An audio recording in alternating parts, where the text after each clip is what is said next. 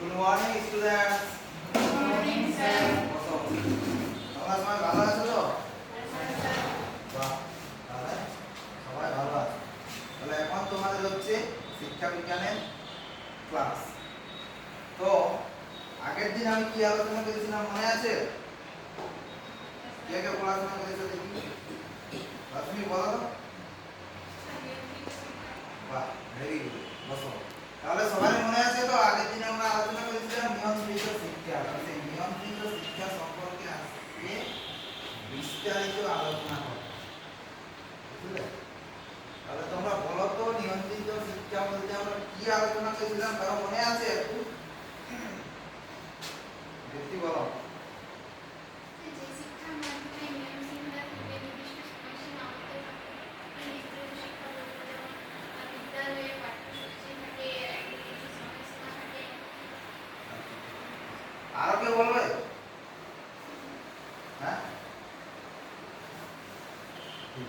তাহলে নিয়ন্ত্রিত শিক্ষা বলতে আমরা কি বুঝি? যে শিক্ষার মধ্যে একটা নিয়ন্ত্রণ থাকছে, মানে একটা কন্ট্রোলিং সিস্টেম থাকছে, যেখানে কিছু নিয়ম থাকবে, রীতিনীতি থাকবে, কিছু বিধিনিষেধ থাকবে, যেগুলা কিন্তু শিক্ষার্থীরা বা শিক্ষকরা লঙ্ঘন করতে পারবে না, এবং একটা নির্দিষ্ট মানে বিদ্যালয়ের মধ্যে বা নির্দিষ্ট একটা পরিকাঠামোগত একটা ব্যবস্থা থাকে, সেখানে যে শিক্ষা আমরা গ্রহণ করি সেটা হচ্ছে নিয়ন্ত্রিত শিক্ষা।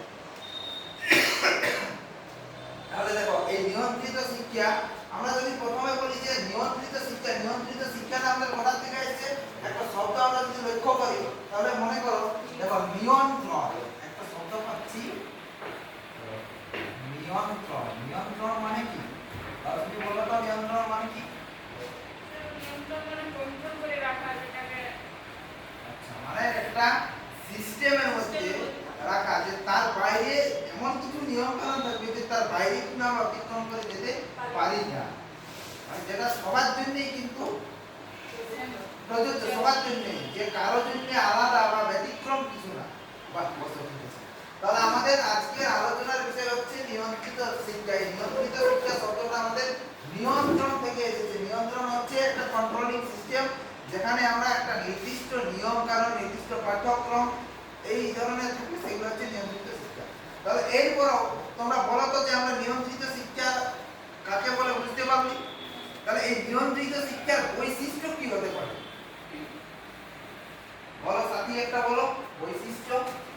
নির্দিষ্ট শিক্ষায় নির্দিষ্ট নিয়ম অনুযায়ী শিক্ষা দেওয়া হয়। মানে তাহলে হচ্ছে নির্দিষ্ট নিয়মাবলী থাকছে। বাহ, বসো, তুমি ভালো, ভালো বলেছো। তারপরে বলো লক্ষ্মী, বলো একটা নির্দিষ্ট নিয়মাবলী। নিয়ন্ত্রিত শিক্ষায় নির্দিষ্ট প্রতিষ্ঠান থাকে যেখানে শিক্ষাদান করা হয়। বাহ, ভেরি গুড, বসো। তাহলে আরেকটা হচ্ছে নির্দিষ্ট প্রতিষ্ঠান, নির্দিষ্ট প্রতিষ্ঠান। আর এরপরে আরেকটা বলো তো, আর কে বলবে বলো?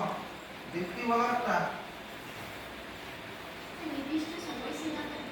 সময়সীমা থাকছে। বসো, লতিকা, তুমি একটা বলো। নির্দিষ্ট পাঠ্যক্রম থাকে। সময়সীমা, বাহ। আরেকটা হচ্ছে পাঠ্যক্রম, নির্দিষ্ট পাঠ্যক্রম, বাহ। বসো, এরপরে বিশ্বজিৎ বলতে পারবে আর কি হতে পারে?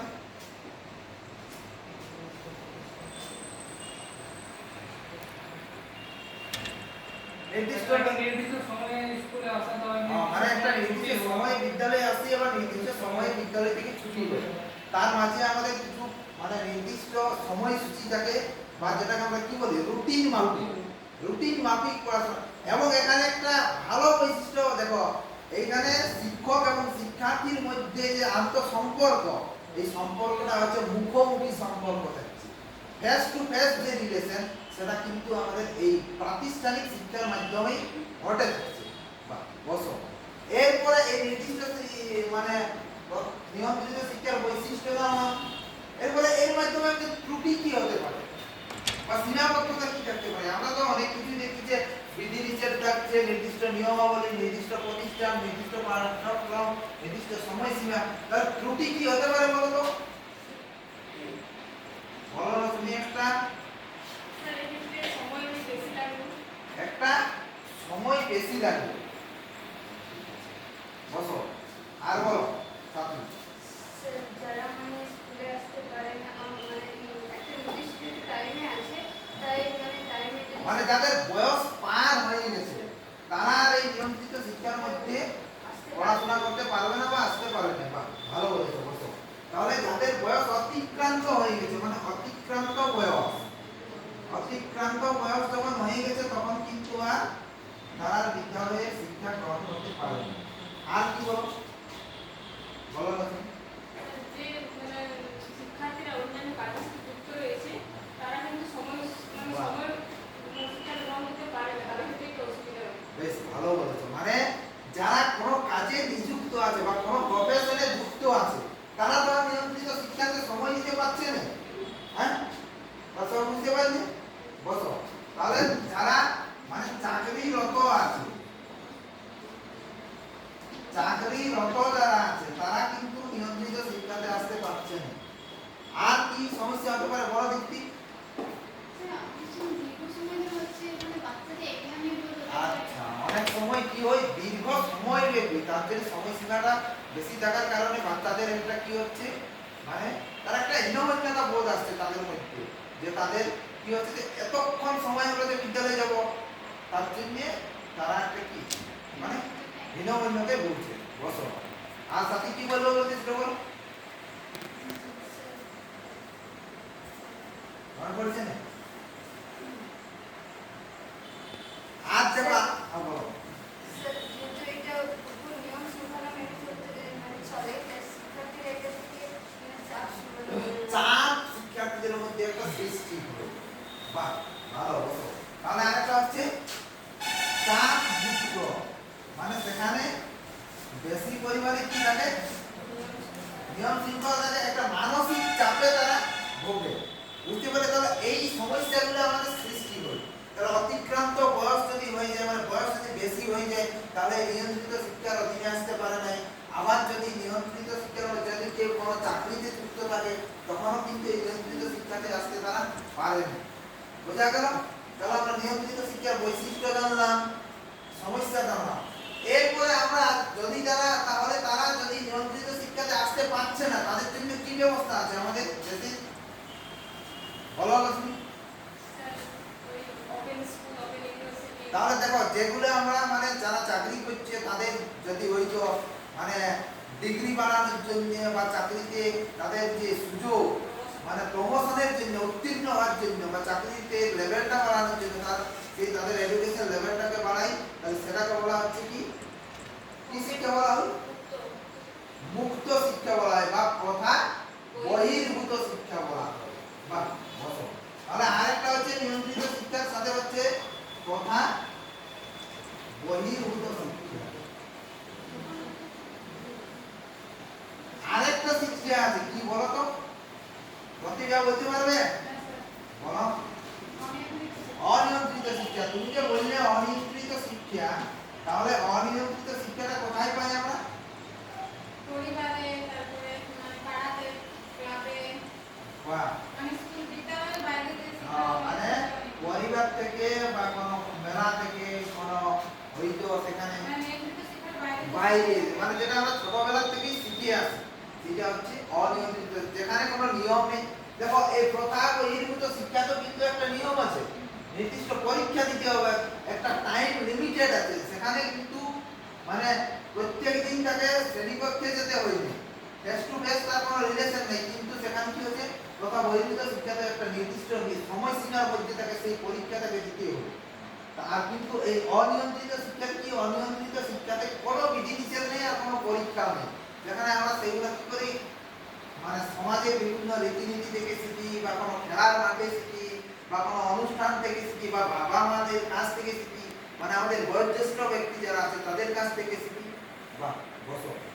এরপরে তাহলে আমরা কি জানলাম আজকে যে নিয়ন্ত্রিত শিক্ষার বৈশিষ্ট্য, ত্রুটি এবং আর শিক্ষার কি কি আমাদের পদ্ধতি আছে সেইগুলো, ঠিক আছে? এগুলো সবাই বুঝতে পারলে?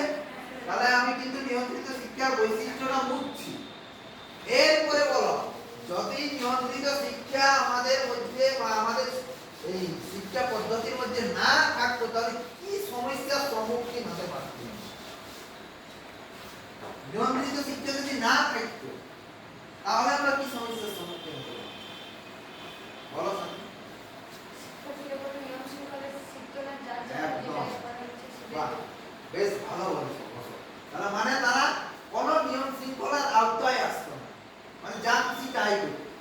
হ্যাঁ ঠিক আছে, এরপর প্রতিভা বলো কি হচ্ছে? শিক্ষার্থীরা বুঝতে পারতো না যে নির্দিষ্ট বয়স অনুযায়ী একটা নির্দিষ্ট পাঠ্যক্রম আছে বলে। ভেরি গুড, বসো। তাহলে নির্দিষ্ট বয়সের জন্য নির্দিষ্ট পাঠ্যক্রম, এই ধারণা তাদের মধ্যে আসতো না, এবং যে বিদ্যালয় শিক্ষার যে কাঠামো এবং বিদ্যালয়ে কি কি শিক্ষা, এবং আরেকটা জিনিস যে শিক্ষার্থীদের আমরা বলি সর্বাঙ্গীন বিকাশ, এই সর্বাঙ্গীন বিকাশ কিন্তু সঠিকভাবে ঘটতো না। সর্বাঙ্গীন বিকাশ কিন্তু কোনো মতেই সঠিকভাবে সম্ভব নয়। বিদ্যালয়ে নিয়ম শৃঙ্খলার মাধ্যমে যেমন তার মানসিক বিকাশ ঘটানো যায়, যেমন তার শারীরিক বিকাশ বিভিন্ন খেলাধুলার মাধ্যমে ঘটানো যায়, প্রাথমিক বিকাশ যে কোন কাজটা করা উচিত কোন কাজটা করা উচিত নয়, বা কখন আমাদের হাসা উচিত কখন আমাদের দুঃখ প্রকাশ করা উচিত, এই যে এই জ্ঞানগুলো এগুলো কিন্তু আমরা এই বিদ্যালয় শিক্ষা ছাড়া বা নিয়ন্ত্রিত শিক্ষা ছাড়া কোনো মতেই আমাদের মধ্যে সম্ভব হতো না। তাহলে আমাদের প্রত্যেক জীবনে কিন্তু নিয়ন্ত্রিত শিক্ষার ভূমিকা আছে অবশ্যই। তাহলে আজকে আমরা সমস্যা জানলাম, সমস্যার ত্রুটি কিভাবে সেটা দূর করে, এরপরে এই যে আমরা সমস্যার সম্মুখীন হচ্ছি, যদি নিয়ন্ত্রিত শিক্ষা না থাকতো তখন কিন্তু আমরা সমস্যার মধ্যে। তাহলে আজকে বুঝতে পারলে সবাই, কারো কোনো অসুবিধা আছে কি? হ্যাঁ, তাহলে দেখো পরের দিনে আমরা আজ যে সমস্ত বৈশিষ্ট্যগুলো আছে এবং তার সাথে আরো কি কি সমস্যা আছে, সমস্যা কিভাবে দূরীভূত করা যাবে এবং তার কি লিমিটেশন বা সীমাবদ্ধতা আছে সেইগুলো সম্পর্কে